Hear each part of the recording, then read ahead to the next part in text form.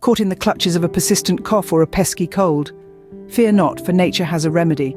Welcome to a Minute of Wisdom, where we share bite-sized health tips. First on our list is honey. This sweet elixir soothes the throat and tames that bothersome cough. Just a spoonful before bedtime can ensure a peaceful night. Next, the humble ginger.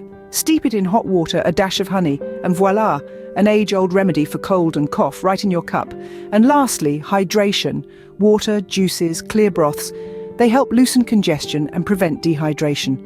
Remember, these are helpful tips, but always consult your healthcare provider for persistent symptoms. If you found these tips useful and want to learn more, don't forget to subscribe to our channel for more tips and advice. Until next time, stay healthy and strong.